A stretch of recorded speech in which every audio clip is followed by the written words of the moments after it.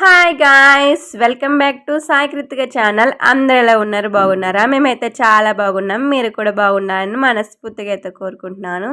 ఈరోజు వచ్చేసి ఆంధ్ర స్టైల్లో గుమ్మగుమ్మలాడే పప్పుచారు ఎలా చేసుకోవాలో చూసేద్దామా. దానికోసం అయితే ముందుగా అయితే పెసరపప్పు అయితే తీసుకున్నాను. పెసరపప్పును అయితే ఒక హాఫ్ అన్ అవర్ అయితే నానబెట్టి పెట్టుకున్నాను అనమాట. పప్పు అయితే బాగా అయితే నానిపోయింది. దీన్ని అయితే 2-3 టైమ్స్ అయితే నీట్గా అయితే వాష్ చేసేసుకుని వాటర్ అయితే వేసుకుని పెట్టుకున్నాను. ఇప్పుడైతే స్టవ్ అయితే వెలిగించుకుని స్టవ్ మీద అయితే పెట్టేసుకుంటాను.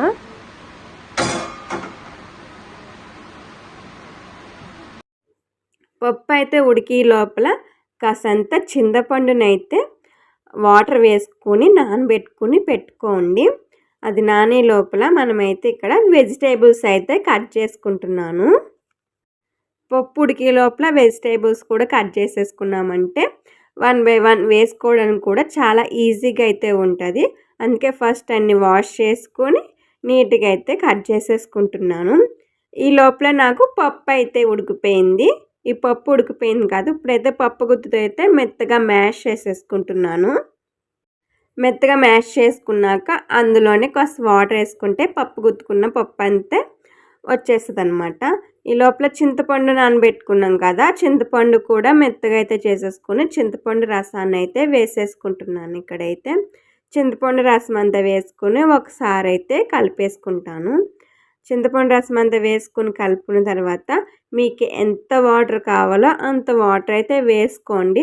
ఒక్కొక్కరు ఒక్కోలాగా అయితే ఇష్టపడతారు. కొంతమంది పల్చగా తింటారు, కొంతమంది అయితే చిక్కగా కూడా తింటారనమాట. మీకు ఎలా కావాలో, మీరు ఎలా తింటారో మీ అభిరుచిని బట్టి అంత వాటర్ అయితే వేసుకోండి. నేను వాటర్ కూడా వేసుకున్నాక ఒకసారి అయితే బాగా అయితే కలుపుకుంటున్నాను. కలుపుకున్న తర్వాత మనం ముందుగా కట్ చేసి పెట్టుకున్నాం కదా వెజిటేబుల్స్ అయితే వేసుకుంటున్నాను. క్యారెట్ అయితే పొడవుగా కట్ చేసుకుని వేసుకోండి. 4-5 పచ్చిమిరపకాయలు పొడవుగా అయితే చీల్చుకుని వేసుకోండి. ఒక ములక్కాడ బిగ్ సైజులో అయితే కట్ చేసుకుని వేసుకోండి. 2-3 టమాటాలు అయితే కట్ చేసుకున్నాను. అలాగే 4-5 బెండకాయలు అయితే పొడవుగా అయితే కట్ చేసుకున్నాను. 2 వంకాయలు కూడా పొడవుగా కట్ చేసుకున్న, ఉల్లిపాయలు కూడా పొడవుగానే కట్ చేసి అయితే వేసుకుంటున్నాను. ఇవన్నీ వేసుకున్నాక ఒకసారి అయితే బాగా అయితే కలుపుకోండి. ఇలా కలుపుకున్న తర్వాత 1/2 స్పూన్ పసుపు అయితే వేసుకుంటున్నాను. మీ టేస్ట్ తగ్గట్టు ఎంత సాల్ట్ కావాలో అంత సాల్ట్ అయితే వేసుకున్నాను. సాల్ట్ కూడా వేసుకున్నాక 1 స్పూన్ కారం అయితే వేసుకుంటున్నాను. కారం కూడా వేసుకొని ఒకసారి అయితే బాగా అయితే మిక్స్ చేసుకోండి. ఇలా మిక్స్ చేసుకున్నాక స్టవ్ అయితే వెలిగించుకొని స్టవ్ మీద అయితే పెట్టేసుకుంటాను.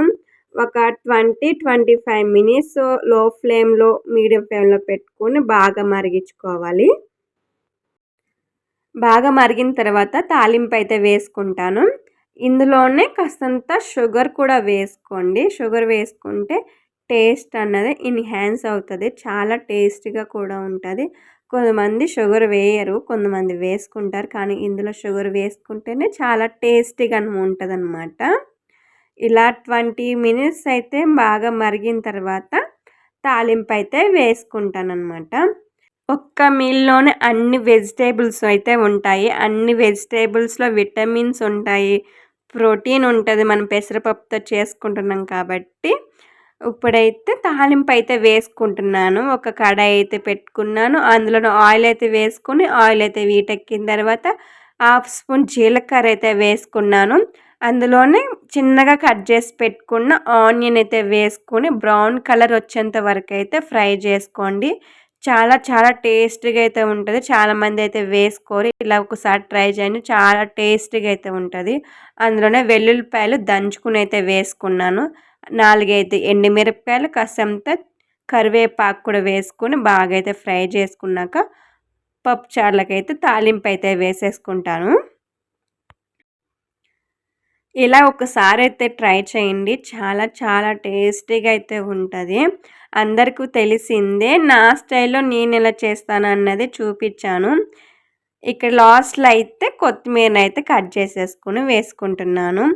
ఈ రెసిపీ కనుక నచ్చినట్లయితే చిన్న లైక్ అయితే చేయండి. మన ఛానల్ ఏమైనా కొత్తగా చూస్తున్నట్లయితే ప్లీజ్ సబ్స్క్రైబ్ చేయండి, కామెంట్ చేయండి అండ్ సపోర్ట్ చేయండి గాయస్. మరొక వీడియోతో మళ్ళీ కలుద్దాం. Bye guys, bye.